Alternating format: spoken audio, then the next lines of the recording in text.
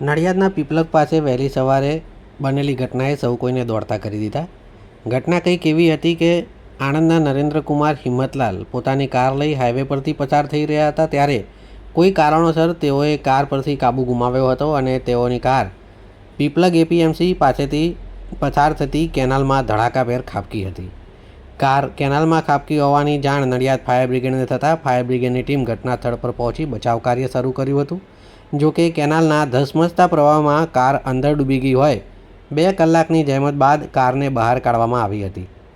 જો કે 2 કલાક વીતી ગયા હોય કારમાંથી નરેન્દ્રકુમાર હિંમતલાલનો મૃતદેહ મળી આવ્યો હતો, જેમની પાસેથી મળી આવેલ ઓળખપત્રો પરથી તેમની ઓળખાણ થઈ હતી.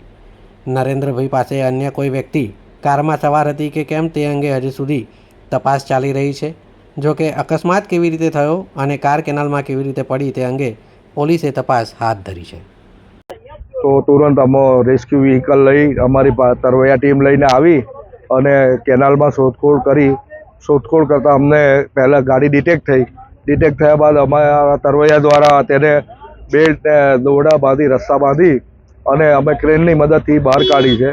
તો ગાડીની અંદર એક બોડી પણ મળી આવેલ છે, જેમનું લાઇસન્સ ચેક કરતાં બોડીમાં તપાસ કરતાં વિગતે નરેન્દ્રભાઈ હિંમતલાલ પટેલ આણંદના જણાઈ આવેલ છે. અન્ય કોઈ વ્યક્તિઓ ગાડીમાં સવાર હતા ખરા? ના, એવી કોઈની માહિતી નથી, કારણ કે નજરે જોનાર કોઈ હતા નહીં. ત્યારે એવી વાત હતી કે ગાડી અંદર છે ને પાણીનો ફ્લો થોડો વધુ છે, થોડો સ્લો કરાવો ને તો અમે ફાયર બ્રિગેડ વાળાની વાત એવી હતી કે થોડું સ્લો કરાવો તો અમે ગાડી કાઢી શકીએ. એટલે મેં ડિઝાસ્ટર બ્રાન્ચ છે કલેક્ટર કચેરીની, ત્યાં જાણ કરી કે સાહેબ ઉપરથી થોડો પાણીનો ફ્લો ઓછો કરાવો કેનાલમાં તો ગાડી નીકળી શકે. એટલે એ કાર્યવાહી કરાવી. ત્યારબાદ ફ્લો ઓછો થઈ ગયો અને મીનવાઇલ ગાડી એ લોકોએ કાઢી લીધી છે ફાયર બ્રિગેડ વાળાએ. હું ત્યારબાદ અહીંયા પહોંચી છું. ત્યાર પહેલાં મેં ડિઝાસ્ટર બ્રાન્ચમાં અમે પહેલી કાર્યવાહી કરાવી પાણી સ્લો કરવાની એની અને ફાયર બ્રિગેડને મોકલ્યું. અહીંયા આવીને મેં જોયું એટલે ગાડી બહાર આવી ગઈ હતી અને એમાં એક બોડી છે.